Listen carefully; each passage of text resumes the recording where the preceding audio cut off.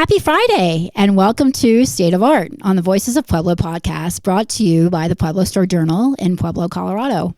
I'm Bree Pappan, and today I have the pleasure of being joined by John Wendt and Lexi Topping. We're going to discover more about the Pueblo Heritage Museum, the Pueblo Historical Society, Pueblo County Historical Society, especially that's celebrating its 50th anniversary this year, and the wonderful historical archive and the collections that the museum are stewards of. I'm thrilled to welcome you to the studio. Thank you for having us. Yeah, thanks for having us. Welcome. Thanks so much. Executive Director John Wendt and Staffer Outreach Coordinator and Collections Assistant Lexi Topping are putting together a new generation and a new layout for the museum. John, would you like to just share with us a little bit about your background and how you came to the museum? Sure. Yeah. So my background is originally in archiving. I had spent a little bit of time at the Library of Congress before going to grad school. I went to grad school for U.S. history, got a master's and PhD in it. I have a book coming out in February. Fantastic. And so that was What's the title of that book? It's called Procuring Victory, the Quartermaster and Economic Expansion in the 19th Century, I believe is the title we settled on. Wow. Still working Okay. with the publishers. Awesome. Anyway, I came from sort of this archiving background, and I've always had a passion for old stuff, really, and getting to ask questions of the various objects that I come across. And this museum has been a wonderful sort of very eye-opening experience into just how much history there is here in Pueblo and how many stories there actually are to be told. Fantastic. And Lexi, tell me about your history at the museum. So I did an exhibit last May, I think, with my college classes, kind of like my capstone class. We did an exhibit on the county courthouse on 10th Street, and I got really into the history of it, the making of the exhibit. So the director at the time was Emily. I don't remember her last name. Anyways, her name was Emily. And she was like, well, do you want to work at the museum? There's a position opening. And I was like, oh, okay. And she's like, you're the only one out of the class that I think would be great for it. And so I started working in July after I graduated in May, and I've been here ever since. Fantastic. And so your title of Outreach Coordinator and Collections Assistant, tell me a little bit about what makes up that role. So I advertise for like our art shows and our events and stuff, like Heritage Nights. We have once a month, and we have kind of a Heritage Night that deals with the different heritages and stuff. And then we do monthly art shows with different art groups. This month in May is the Southern Colorado Photography Society. Next month is Savas Razo. And so we just have monthly artwork, and so I reach out to them. I do publicity for some of the Pueblo Archaeological Historical Society. Oh yeah, I also do. Thank you, John. Yeah, thanks. I also do like school tours. I also do trunk presentations specifically on the 1921 flood, immigration, cowboys, etc. Wow, fantastic. There's a lot going on. Yes. So, John, in a previous discussion, we've talked about the 35,000 items, approximately, that are a part of your collection in the museum. Can you talk to me a little bit about the diversity of your collection? Yes. We only have an hour show, I don't know. I'll try not to go on forever. But I would say, of course, there are a lot of things that the museum is known for. Yeah. Ideal, first of all, Lucky the Horse. Lucky the Horse is a real a site for people to come to the museum who know the lore of Lucky and the flood. And there are a lot of the cultural heritage groups that are a part of the platform that is the Heritage Museum. So talk to me a little bit about the diversity of your collection. Yeah, well, and to just since we evoked Lucky the Horse, he will be a main feature of a new exhibit we're opening in a few weeks here, actually about a week and a half now, June 3rd. We're going to be putting a new spin on the old flood exhibit that has kind of shifted around the museum in the past. Lucky's obviously a big part of the flood story. Of course. And so he's going to be moving into the front of the museum, away Nice. from the saddle making displays into sort of a frontline role as to his space. But to the diversity of the collection, I mean, so part of it is that we have a number of constituent organizations that we work with, Pueblo Archaeological Society, Fray Angelico Chavez chapter, among many others. And so that gives us a lot of, opportunities really to look into what different groups are interested in. It gives us a good opportunity to see where we could collect better, where what are the sort of needs of the community and how can we serve that? Not to mention, we can provide storage for a lot of these groups who themselves are collecting artifacts. So that results in having things like Paleo-Indian pottery, stone-napped arrowheads and stuff like that from early periods, all the way up to, collecting phone calls, collecting aspects of like 19th century history and beyond. We have the K. Keating collection, which is a beautiful array of sleighs for snow transport, as well as 2 perfectly restored Studebaker carriages from the 1870s. We have a bunch of other carriages and wagons and storage, all sorts of stuff like that lets us kind of run the gamut of just anything and everything that has come to make up Pueblo's history. We have our fingers in one way or another. Yeah, that's amazing. And how much in terms of how much is known about your collection and how much the public interacts with it, how do you hope to engage more of that in the future in terms of bringing some of these pieces that are in storage? First of all, they're, thinking about their condition and how the public can interact with them safely, but also to know more about what exists in the collection. It's obviously it's a living, breathing thing, and it's a growing collection because of the things that are constantly being added to it by these constituents groups. So, in thinking about your visibility for the museum and bringing the collection to the community, what kinds of things would you like to do? Yeah, well, much to come back to our flood exhibit, that's one of these ways where, we have 20,000 photographs, most of which are originals in storage in our research library with Pueblo County Historical Society, which is in the same building. And so for the flood, for instance, there aren't a ton of artifacts that survive a gigantic, catastrophic flood, much less survive 100 years later. So what we do have is photographs, and it's one of the best photographed natural disasters of that era, mostly due to how much the railroads were interested in documenting damage, which there was a lot of. So that's one of these angles where we have this amazing collection of photographs that people don't see. Many of them have sat in binders in our research library for 30 years, and we're aiming to highlight some of them and bring them forward and give people essentially a new perspective into the past through these photographs. So that's one way. Other aspects, we're fixing to change quite a bit of the current exhibit layout and rotate a good number of the artifacts that have been sitting there for many years now. With some of the artifacts we have in storage that, we have some beautiful offsite storage facilities out at the U.S. Army Depot, east side of town.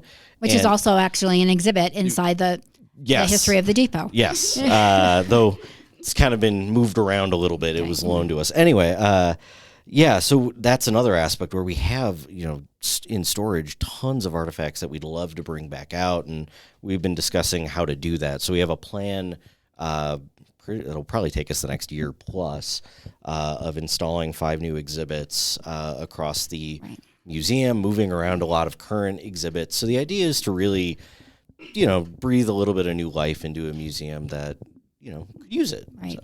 Exactly. So Lexi, I wanted you to talk to us about a little bit about some of the things that are planned. I know that you've aligned the art shows in the Heritage Room to be open as well during the art walk. Yes. So I think really aligning the museum activities and such to more encompassing activities, cultural things that are happening in Pueblo. Where would you like to see those things go? Well? I would like them to go as far as they can go. Most people don't even know we are there.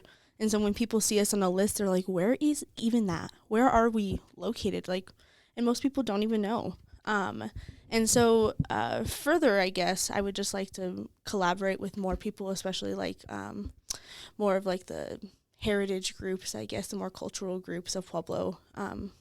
Inserting their art in here and stuff like that. Right. Okay, great. So I've walked through the Heritage Museum several times, many times, and the plethora of items that are there have been a part and donated to the museum for, let's say, since 1970, 75-ish, 76? Right, yeah. 75 for the Historical Society. Right. The museum basically occupied that space in 1995 through 2005 was the restoration work, and really when they started collecting a good number of the artifacts that we see on display now. Yeah. Okay. And so in terms of going forward and representing the cultural institutions, how much, in terms of thinking about,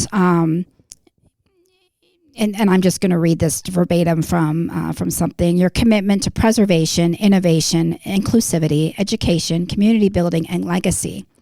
Keeping those points in mind, especially for DEI and thinking about your audiences, what are the types of things that you want to introduce to these new exhibits that you're talking about reinstalling? Yeah, well, and there's an element of it where, we have a very strong domestic collection. We have, where some museums have better options for military history or railroad history.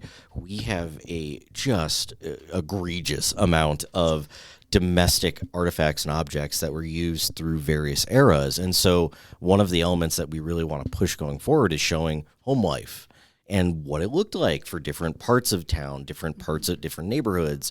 And I'd be remiss to not shout out El Pueblo's new dog patch exhibit, because they're very much showing Pueblo what museums can do and what kind of stories can be brought forward. And so I think our goal would be to follow in those footsteps and show a little, using what collections we have, since we don't have access to History Colorado's wonderful archives, try to make use of what we've gotten over the years and maybe collect new donations in that direction, and try to, create another perspective on domesticity in Pueblo. You create new perspectives on just sort of the various neighborhoods as they've kind of evolved. Right. And of course, keeping in mind that we are a blue-collar based town. Exactly. We're a skilled town. So having that insight into blue-collar households and how they lived, how they got by every day, and what their daily life was about, I think that's really going to be a relatable item to many of the residents, many of the longtime residents, natives of Pueblo. Also, in regards to some of the things that you're going to bring out of the collection, let's say you have an opportunity to bring out a sleigh or one of the carriages. How would you go about integrating, maybe creating an event or some type of, something like that? And I'll say a little bit and let Lexi cover something too here. We're already in the process of planning an exhibit opening event for the flood exhibit. That one has been tied in with some of our historical society board work. Peggy Wilcox, one of our board members, has been working to get new plaques installed at a number of places along the levee and at a couple of different businesses that survived the flood. And we're trying to showcase that to the public. So you'll be able to see plaques that are installed, around town, but also have a sort of central point in the museum. And with that, we're hoping to put together a reception, ideally June 3rd or 4th, 2nd, 3rd, 4th, or 5th. Date has yet to be determined, but soon. And so that would be an element of that, open to the public. And we just had a Heritage Night the other night that was free admission in the evenings and had a great turnout for that. And a lot of folks that had never heard of us before. And so that is a good inclination that maybe we should be doing more of these sort of evening events. We open the museum for folks to come in free of charge and let them see what we can do. So I'll hand it to Lexi. Talk a little bit about some of the events we could do at an exhibit opening. So we're also participating in the Ghost Walk this year, and in October. And so we're one of the pit stops, so one of the ghosts are going to be there, and we want to kind of bring out, we have a 17th, 18th century hearse, like a hearse that's carriage hearse, and it's all black. It's really cool. Wow. And we have it in storage in our back tin shed, and we want to bring that out and kind of dust it off, trying to restore it, let the kids look at it, not even get in it, but like to look at it, because it's really cool. It's a really cool piece, and it's a shame that it's sitting in storage, and it has been for years. Yeah, I have been able to go behind the scenes a little bit with some other staffers several years ago at the Heritage Museum, and have seen some of the larger pieces that are in your storage in one of the smaller buildings that's at the end of the street. And I walked in, and I'm just kind of like, God, this is all here. And I wish there was a way that this could be on display for the community to see, because a very small group of people in this community know what they have, know what the museum has, know what it's there. But some of the younger generations that just don't. I mean, maybe their grandparents are taking grandchildren. There's such a diverse amount of types of groups that come through the museum. So grandparents taking their grandkids, and grandparents transferring stories to their grandchildren, and that repetition of oral history is so important in Pueblo, especially because of all of the different ethnic groups things and stuff. Not only ethnic and cultural groups, but just the notion of storytelling and relaying that to younger generations, and that is to have these moments in perpetuity come through future generations. So, looking at those things, what are the types of things that you would love to be able to convey to these young kids that are coming through educational tours and things like that? I get like a lot of 2nd and 3rd graders, and so they're just getting on their education journey and stuff, so they have a lot of questions. And most questions I ask are these people even here, or are these people exist, like, still in Pueblo? And so I don't know what would you say? Well, no, I think there's an element of you have to identify aspects of a community identity that you're trying to convey. I think Pueblo doesn't have that problem of having a very distinct and long-term identity as a town and as sort of as a collective. And so I think when it comes to bringing students in, that's part of our job as a heritage museum, is to show them there is a long line of people from all sorts of different backgrounds who identify with Pueblo, who have, and I can talk to some of my board members here, have lived here their entire life, have no interest in going anywhere else. And that says a lot about a town and about a community. And if you're a 2nd grader, 3rd grader, that's maybe your first time really getting to see just how long of a history this town has. And maybe they won't understand it at first blush, second blush, but maybe, as time goes on, it gets kind of hard to ignore around this town, where you see in the Arcadia building, the Union. second graders may see the Union Depot for the first time when they first come to our museum.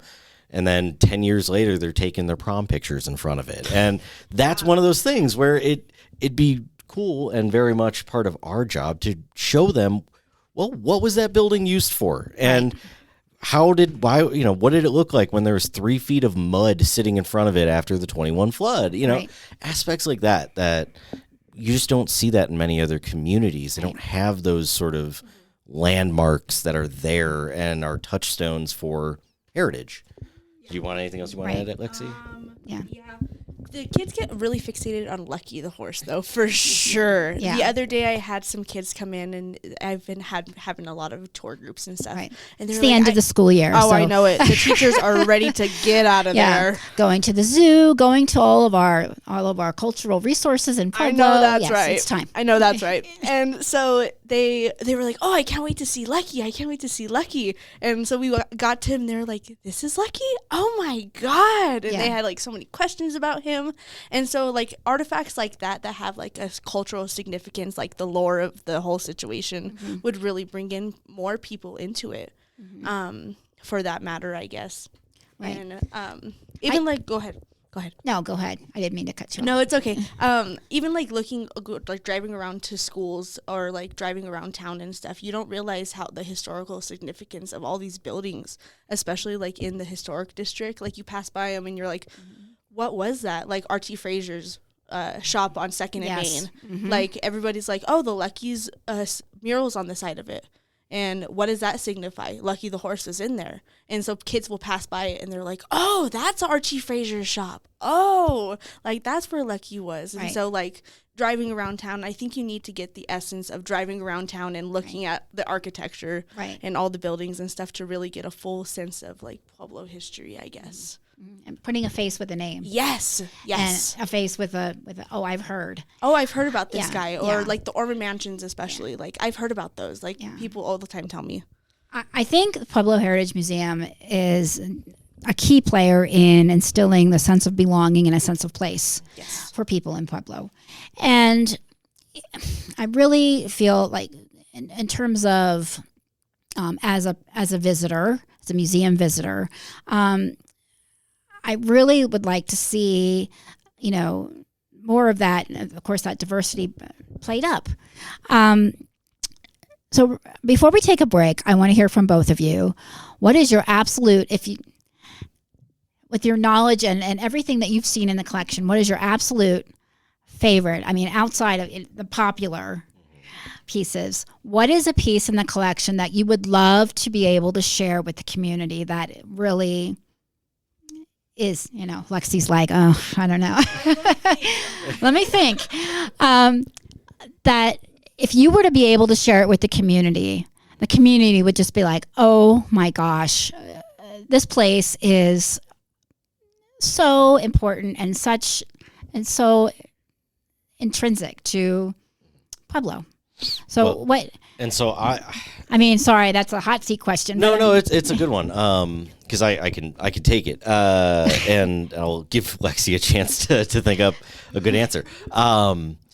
So, and I'm going to lean more on my own sort of specialization as a 19th century historian by training, because I love our saddle collection and the heritage of sort of saddle making within Pueblo that I think our museum is uniquely positioned. It's such an art form. Truly. Saddle making, leather working. Yes. It's right up there with blacksmithing and like these lost arts. Absolutely. I mean, I know a very few leather workers that are, at a level. So and to have essentially Pueblo make its name in that period as a saddle making capital of the world, not just, the Western United States, says a lot to sort of what this community prided itself on at a certain period and really the skills needed to achieve that status. And what we have is dozens and dozens and dozens of saddles that come from Fraser's or Mac's or some of the other various smaller ones around town, and we can display them. They've been just beautifully kept up and taken care of by one of our wonderful museum benefactors, Bill Crane, who just got a Lifetime Achievement Award from the Pueblo County Historical Society last week. He has made it one of his life missions to go into storage and oil those saddles and keep them pristine. And thank goodness for volunteers. Right? I mean, seriously, it's the lifeblood of a museum, seriously. Absolutely. And just the knowledge to do that. I mean, yeah. I know where to find saddle, guides and how to maintain them from my own research, but I didn't grow up on a ranch doing it. I didn't, that's not sort of my experience. And so I like that I can lean on volunteers to really help me maintain this window into Pueblo's past. So yeah, I think that would be one of the I thought I turned it off for a second. We're good. I see that as one of the main ways we can really showcase sort of Pueblo's long reach just as a business capital when it comes to saddle making, leatherworking, and we have so many great ways to show it in our saddles. You got one? Yeah. So bringing back the idea of making more domestic-aided exhibits and stuff, I think showcasing some more of like what grandma's house used to look like. Like I know a lot of like, especially in Hispanic homes, like my family had dirt floors because I'm from Walsenburg, and so we had dirt floors. Oh, and wow.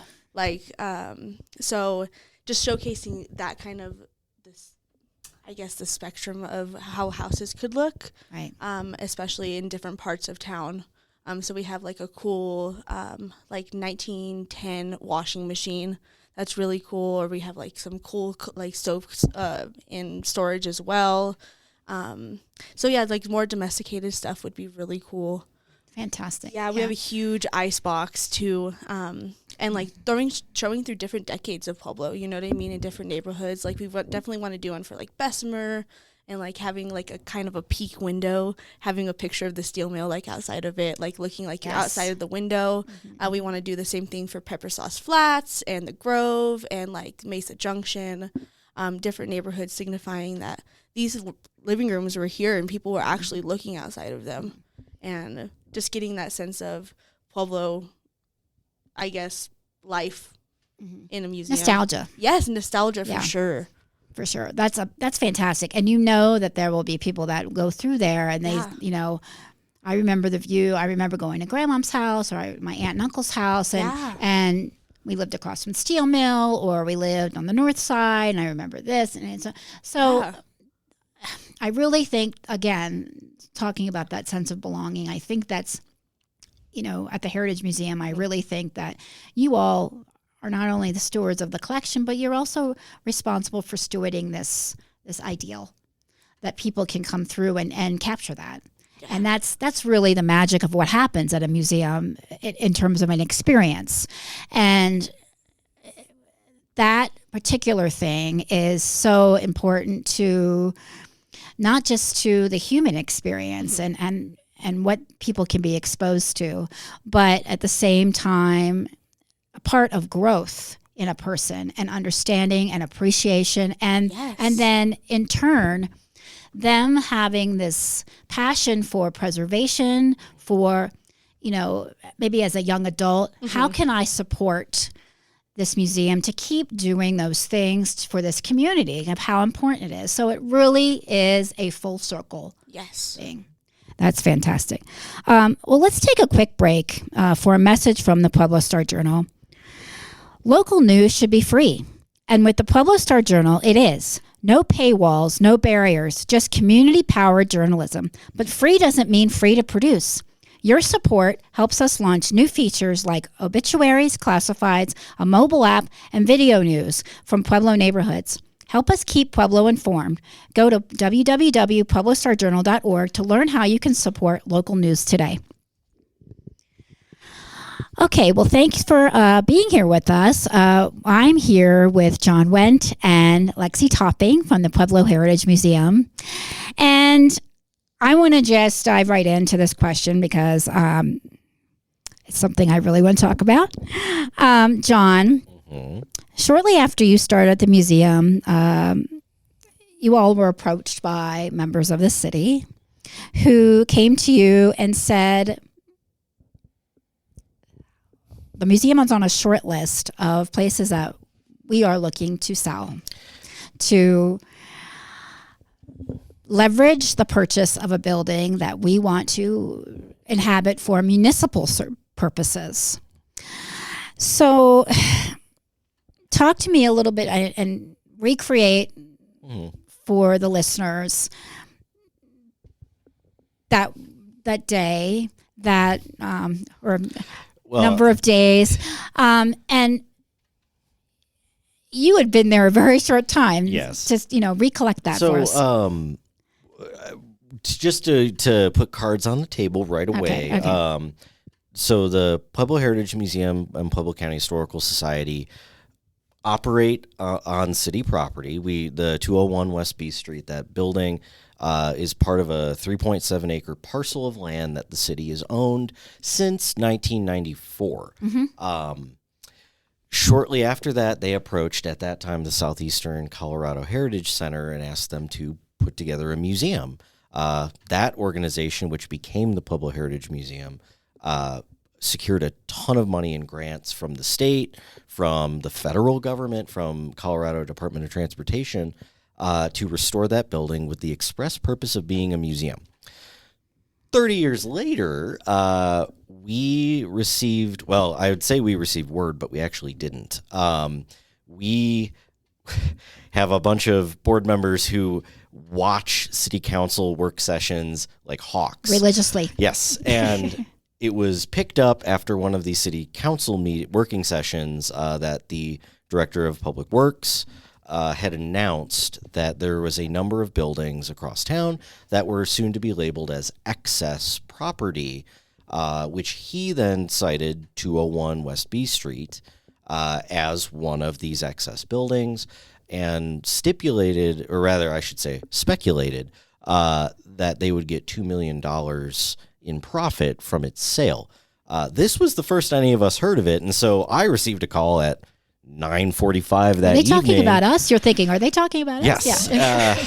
From one of our board members who was understandably a touch panicked that this was the first we were hearing that, I guess we're going to be sold. We've since not actually received any formal communication since then, but that hasn't stopped us from scrambling to put together contingency plan after contingency plan for what comes next. Can we negotiate with the city? Are we going to have to find a different location somewhere that's suitable? Do we want to start applying for grants to procure the building from the city? All of these things have been tossed around, and yet we still have not actually had a formal sit down with the city. We've presented in front of city council and sort of laid out our case about 2 weeks after this initial work session happened, and basically received kind of blank looks from city council, thinking that, and have received a number of assurances offline that nothing's going to happen, don't worry. Okay. But none of that's formal. But why present this alarm to you in terms of, that it's, well, and I don't know if it's a premature alarm, but also, thinking about, oh my God, we have to come up with a plan of action in a very short time. We have to move 35,000 items in our collection. A lot of them are very fragile and delicate and require temperature-controlled situations. Well, and just to make that situation worse, of that 35,000, I won't say most, but a good chunk of them are loaned to us by people who may or may not be alive anymore, may or may not live anywhere near here. But the expectation is for you to steward them exactly forever. And so, you look at the situation of, well, if we have to move now, I can't in good conscience risk somebody else's property. So I would like to at least give them the opportunity to come back and collect it if we had to do this. So it puts us into a very awkward, very difficult situation that, while the city has assured us is not going to happen anytime soon, again, that words are wind, what are we've yet to actually receive anything formally saying we don't have to worry about that yet. So in the meantime, we're worried. So big sigh. Yeah. So if you let's go through the scenario. Sure. If in fact the city did come to you and say, we have decided that this building will be vacated by the Pueblo Heritage Museum and the Pueblo County Historical Society, you have 30 days to vacate. Yeah. Which was in fact the time frame in which you would be expected to vacate the building. Yep. Because we are currently on a month-to-month lease pending any type of negotiations. That was the verbiage in the contract that was signed in the early 90s when there was initially a lease put together. Now, I will say, again, cards on the table, that lease is for $10 a year because in the early 90s, the city council wanted us in this building. And we have resolution after resolution passed in that period talking about how important it is to have this as an anchor to that part of Union, to have an anchor as a heritage museum, essentially, not to say as opposed to El Pueblo, but to basically provide, more than one museum about Pueblo's history because you only have so much space. And El Pueblo, while they do a fantastic job, shouldn't have to have the pressure of presenting all of Pueblo's history in one location. Right. City council saw that as the right decision at that period, and basically the only thing we've heard since then is, times change. And so, to run through the full scenario, if we were to be given a 30-day, essentially eviction order, first they'd have to pry me out of that building with a crowbar. But I think we would have to be scrambling. We would be stuffing things into boxes, and that's not what you want to do. To do it correctly would take years, and I would be filing for grants from state level institutions to essentially help us pay for an it sounds strange to say ethically sourced, but it's the truth, to find experts who can help us store this stuff correctly, find temperature, humidity controlled buildings to make sure we can actually steward this history properly. I mean, to come back to the saddles again, that is organic material at the end of the day, and you can't just toss that into a building and hope for the best. It has to be oiled. It has to be monitored. It has to be checked in on, and that's a fairly new artifact in the grand scheme of things. When we have Paleo-Indian pottery, that's even more fragile and even more susceptible to damage. And so the idea of, trying to chuck all that in the back of a moving truck is just, antithetical to being good stewards of property. So, and Lexi, as an assistant collections person, and you working in the collection, for example, how would you begin to do that undertaking in terms of preparation? I mean, just in a nutshell, I have some knowledge of that as well. So in terms of preparing for a move, let's just take, for example, one piece, what is the process in terms of, we understand about, intake of an item when something is donated and the cataloging process and identification process. So if you're going to be moving that piece, in terms of this, just give a quick example for how would you begin that process? I would definitely find if there was an accession number on it to see if we own it. If there wasn't, I would go look through the loans paperwork and find if it was a loan, wrap it up, put it in the paper, the little thin paper, in the acid-free boxes, of course.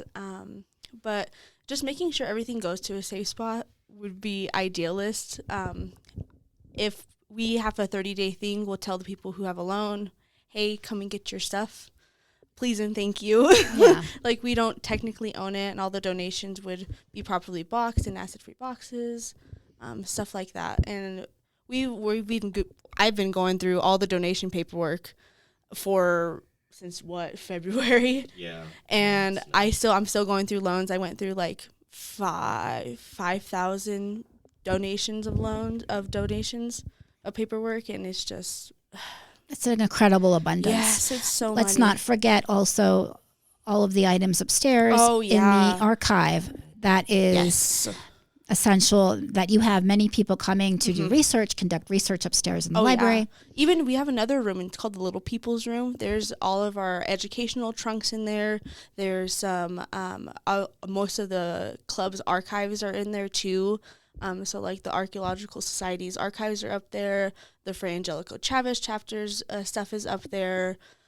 We have all the trunks, all of the from African American exhibit. We have archives up there, and it would just be crazy. Yeah. I think it would just be absurd, nuts. John. Well, and it's a good point to bring that up with the various groups, because a move out of this Right. building is not just a move for Pueblo County Historical Society and Heritage Museum. It's for the Pueblo Archaeological Society, for Fray Angelica, for the German American Club, and on, Irish Club. And so, and this is yet another wrinkle in this whole situation, is that none of these clubs were also given any sort of warning. I mean, heck, the one that keeps me up at night is the fact that the Pueblo Rail Foundation has a significant chunk of trains, full size. I Oh mean, my goodness, yes. 6-axle diesel electric 1970s era locomotives that, you know, if they do not have a home, because they have an office that is in that building that is separate from our museum, but that is still an address for them. They've received nothing, no warning either. So it isn't just, you know, a sort of nightmare scenario for us. It affects all sorts of community organizations that are integral to Pueblo heritage. And I mean, as we're about to see every week now, Pueblo Rail Foundation do train rides every other week in summer. That brings families down to that part of Union, and drives us a little crazy to hear the train horns going off all day, but that's a huge part of connecting people to their past and getting to showcase Pueblo as a rail hub and as a transportation hub that it was in yesteryear and is still today. Where do they go? Right. You know? So on the flip side of that, then talking about a sustainability plan in revolt to, for lack of a better word, to the idea of having to vacate. You know, and you've talked a little bit about some of the calendar things that are coming up in terms of the events, the programming. What are let's talk about in terms of like a strategic plan, in terms of going forward. What does that look like now? Well, so we as an organization recommitted to the concept that we want to maintain our mission. This was about a month ago now. We had a meeting where we sat down and said, okay, as an organization, we're going to have to do some soul searching here. What is it we prioritize? How do we want to approach this quandary? And unanimously voted as a board that we want to recommit ourselves to preserving Pueblo's heritage, preserving Pueblo's history, and educating the public about it. And so with that comes, you know, the discussion of, okay, well, we're going to keep doing what we've been doing, and we're going to do it, you know, as much as we can. What does that look like going forward? And so we put together a number of plans for, okay, can we, if we had the option to stay in this building and purchase it, or at the very least work out a new agreement with the city for this property, what is that going to look like? What is a capital fundraising campaign going to look like on that front? What are other buildings in the area that potentially are there other buildings? Are there other buildings in the area that are comparable to and that's what? the thing is are there others? I mean, sure. That's like a whole nother question. You could in take a cloud, the Target off of 25 on the north side of town and have 40,000 square feet, but it's not equipped to be a museum. It's not. You have so many. You can't match your 100,000 square foot building space and storage space. I mean, just there's and even if you found that square footage somewhere, the cost that would go into turning it into an actual museum from whatever building it was before is very difficult to do. Sure. And again, to do it in a way that you are aligning with national and state level standards of, archiving. Again, we're coming back to temperature control, climate control. And you are also members of the American Association of Museums. Yes. So that is maintaining that so it's essentially that level accreditation. requires certain things on an annual basis, on a monthly basis, and creating your or maintaining that. Yeah. And it also allows us to pursue grants. Yeah. If you are a tiny little museum that's like run out of someone's house, for instance, you are not going to be able to apply for the same caliber of grants that we can apply for as a historical society that operates with a significant amount of membership and a certain level of assets that much smaller organizations are not going to have access to. So that gives us a certain amount of flexibility, but only if we can keep it. Right. And so that becomes difficult if you are trying to move. Right. It's hard to believe that, when I was originally talking to you, that thinking about the Pueblo County Historical Society started about 30 members. And I remember that Pamela Jacobson was telling me, who's the president of the PACHS, telling me that there's about 680 members now. Closer to 750. Yeah. If that isn't the picture of growth, then I don't know what is, over a 30-year period. So to go along with that sustainable idea, going into all of these things, that has to count for something, right? I mean, in terms of... One would think. I mean, and I think that, to me, it comes back to the whole discussion of this will affect, a major change to how we do our operations affects more than just Lexi and I as staffers or as our board who meet every month on Saturday mornings. It affects and honestly it affects the community, the local community, but also sort of the far reach of Pueblo's community, the regional community, and national to some extent. I mean, you have folks who have left Pueblo but are still interested and are still, frankly, willing to donate to ensure that the Pueblo that they grew up in is still represented in a museum. So when they do come back, they can visit it and see where their donations have gone. I mean, in some cases, people, like, for instance, again, to come back to saddle stuff, you have folks who are connected to the Fraser and Max Saddlery that don't live here, but they have a vested interest in ensuring that we are taking care of their heritage.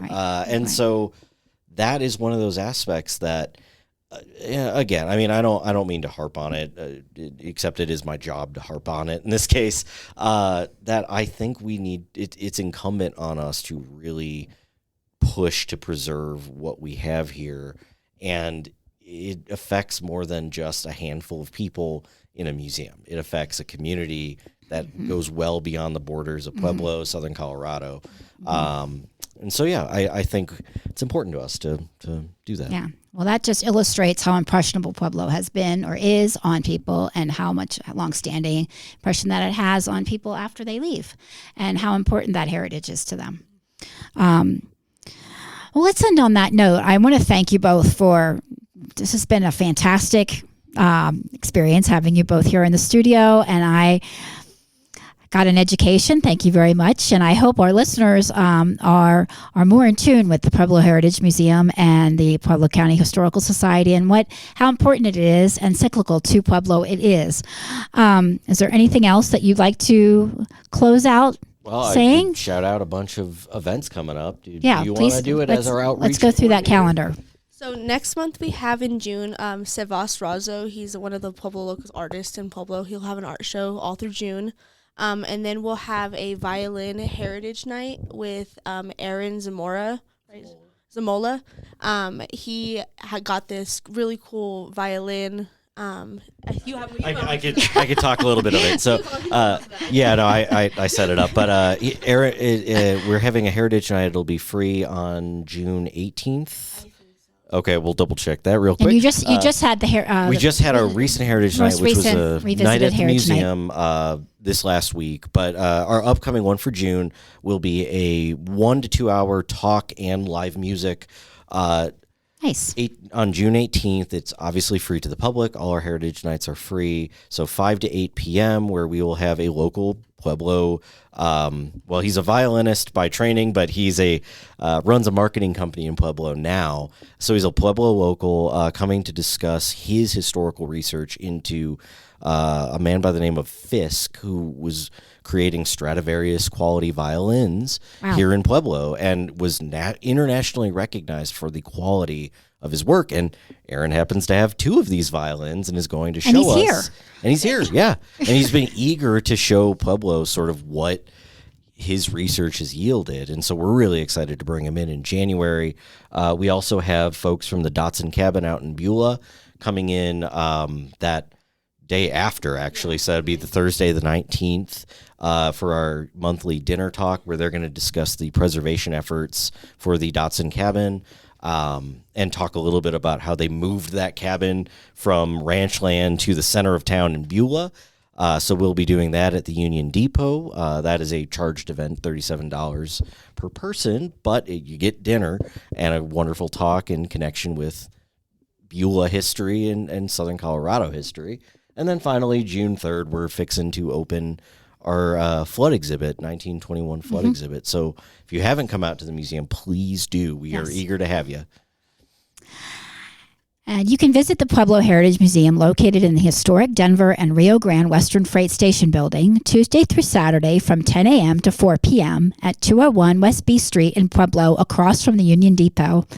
Discover where Pueblo's heritage comes alive. Thanks for tuning in. I'm Bree Pappan, and thanks again to John Wendt and Lexi Topping from the Pueblo Heritage Museum for joining me today, and we'll see you next time.